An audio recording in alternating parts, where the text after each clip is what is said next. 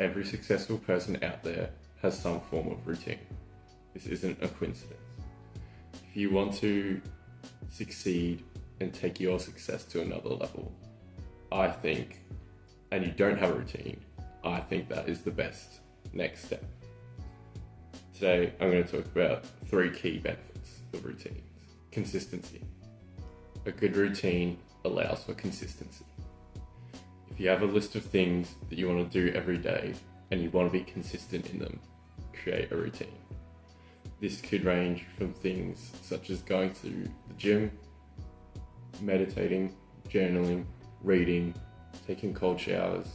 Having a routine will help you build consistency in them. For example, I want to go to the gym, journal, and meditate every day. Do you think I'm more likely to do that with or without a routine? Say, for example, I woke up each day and I just had to organize on the spot what time am I available to go to the gym, how am I going to fit that in with work, university, when am I going to meditate, when am I going to journal, where even is my journal? Having this lack of organization can make it much harder to achieve these simple tasks. Whereas now, I try and wake up early, just early enough to where I can complete some tasks before I ever have anything on. This allows me to feel confident that I know I have the time to do them and create greater consistency in completing these tasks. Life obviously will have its interruptions. There will be times when things change, where things go wrong and you can't control it. But having a plan, a simple plan of I'm going to wake up at this time, these are the things I want to do every day, I'll do them at this time, this time, and this time, will make it so much easier for you to get those things done. Mental clarity. If you're anything like me, your mind is always busy. When am I going to the gym? When am I journaling? When am I doing this? Blah, blah, blah. Not only is it an effort to do all these different tasks, but it also takes away some of my focus when I'm doing other tasks. So I'm at university and I haven't managed to go to the gym today yet. I won't be fully engaged in what I'm doing at the moment because I'm trying to organize all these other parts of my life.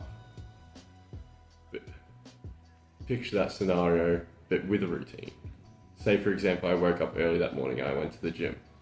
I can relax at university. I know my only focus at that point is university. I know I don't have to organize my life because my past self has given me the gift of not having to do that because it's already been done. It allows you to relax knowing that your habits are all sorted out. There's this concept I recently heard about called overhead tax. Overhead tax is essentially the inability to completely focus because of other distractions in your mind.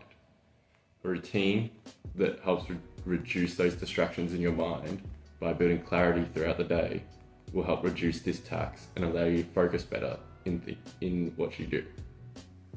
Habits. I know I've already touched on habits, but here's some extra things I want to add. Healthy habits are the best form of self-improvement in my opinion. Being able to build habits that help you benefit your physical health, mental health, finances, and other will greatly improve your life. Healthy habits are a simple step-by-step process that allows you to improve every day working towards your goals. There's this book called James Clear called Atomic Habits. You may have heard of it. This talks about habits obviously, but a big concept in this book is habit stacking.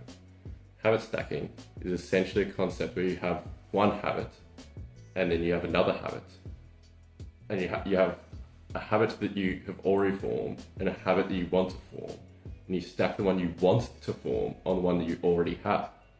This will make it easier to build new habits. Say, for example, you already go to the gym and you do this somewhat consistently. If you wanted to start doing more stretching, if you stretch, say for example, after every gym session, it will make it much easier to pick up stretching as a habit. A routine allows this. You essentially, with a morning routine, is you have your first habit. You do that and you go on to habit 2, 3, 4, however many you want to do.